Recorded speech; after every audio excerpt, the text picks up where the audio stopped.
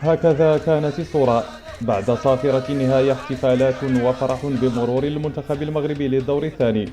فكيف كان سيناريو التأهل؟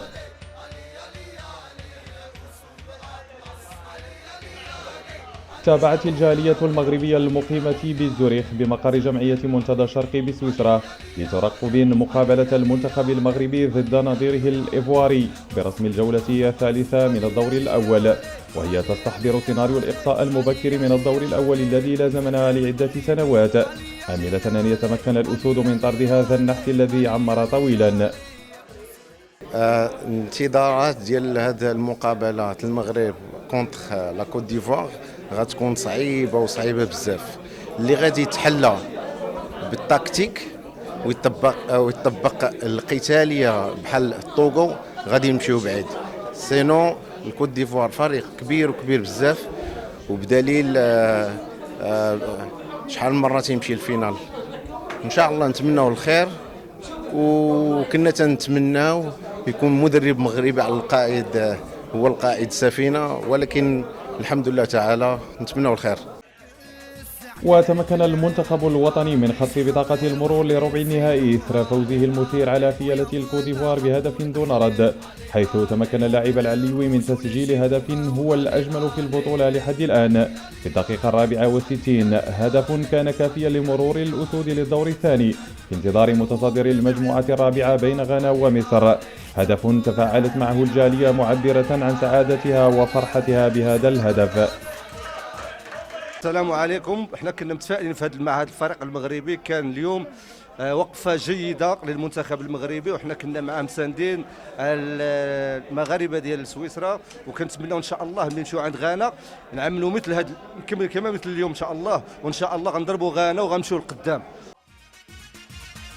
وبهذا الانتصار يكون المنتخب الوطني المغربي قد حقق العديد من المكاسب، أولها الفوز على حامل اللقب، وثانيها فك عقدة بلوغ الدور الثاني، وثالثها التغلب على الفيل الإيفواري الذي لم ننتصر عليه طيلة 23 سنة. الجالية المغربية بسويسرا اليوم أبانت مرة أخرى على تلاحمها مع الفريق الوطني، حيث الفريق الوطني فعلا قدم عرض شيق جدا، ونتمنى يعني تسير المباراة القادمة بنفس الإطار اليوم، وكنا جد فرحين بفوز المنتخب الوطني، وشكرا للجميع وللجالية. بسم الله الرحمن الرحيم. وفي الشوط الأول كان التخوف، تخلعنا بزاف وخفنا لا تكون النتيجة سلبية، لكن الأمل والابتسامة رجعت لنا. كيف كتشوفوا الألوان الأحمر والأخضر يعني تلوح في هذا الفضاء. كنشكروا كل المنتخب فردا، كنشكروا الشعب المغربي لمساندة الفريق الوطني، وكنشكروا الجالية المغربية بسويسرا، رغم أن كانت عبر التلفزيون كانت فينا واحد الروح الوطنية من الداخل اللي فعلا كملناها عبر قراءة القرآن والدعاء للمنتخب الوطني، وفي الأخير الله استجاب للدعاء ديالنا وانتصروا. آخر الكلام والله الوطن الملك. وأصبح المرور للدور الثاني إنجازا بالنسبة لنا، وليس مجرد مرحلة نعبر من خلالها للمنافسة عن اللقب الإفريقي، في الوقت الذي كانت فيه الكرة المغربية تصول وتجول ويضرب لها ألف حساب في القارة السمراء، سواء على مستوى المنتخب أو على مستوى الأندية.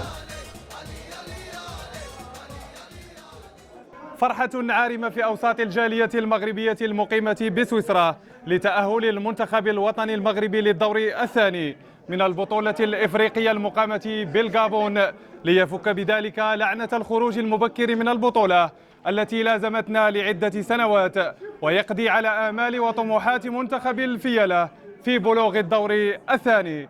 الغالي محمد رشاشدة، زوريخ.